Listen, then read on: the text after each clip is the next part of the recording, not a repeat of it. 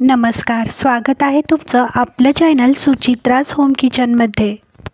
आजची रेसिपी आहे पौष्टिक असे मुगाचे आणि नाचणीचे डोसे। चॅनलवर जर नवीन असाल तर चॅनलला प्लीज लाईक, शेअर, सबस्क्राईब जरूर करा।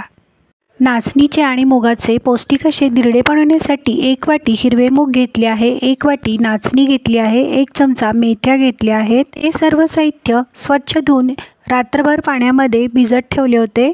तुम्ही इथे पाहू शकता हिरवे मूग आणि नाचणी छानशी भिजून तयार आहे। हे सर्व साहित्य चाळणीमध्ये छानसे निथळून घ्यायचे आहे। एका मिक्सरच्या भांड्यामध्ये सर्व साहित्य टाकून घ्यायचे आहे।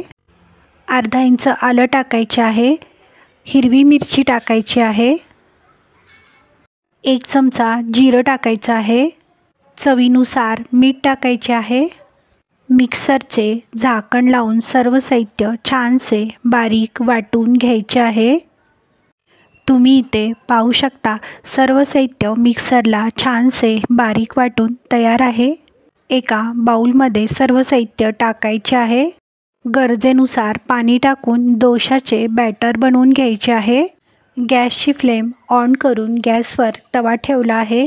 तव्यावर 1 चमचा तेल टाकायचे आहे।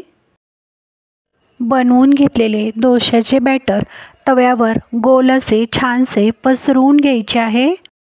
झाकण लावून 1 ते 2 मिनिटं डोसा छानसा शिजवून घ्यायचा आहे। डोसा 1 ते 2 मिनिटं छानसा ब्राऊन कलर होईपर्यंत छानसा भाजून घ्यायचा आहे। खाण्यासाठी तयार आहे नाचणी आणि मुगाचे पौष्टिक डोसे।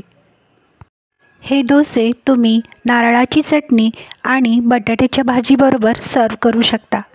तुम्ही ही रेसिपी एकदा नक्की ट्राय करा, तुम्हाला नक्की आवडेल।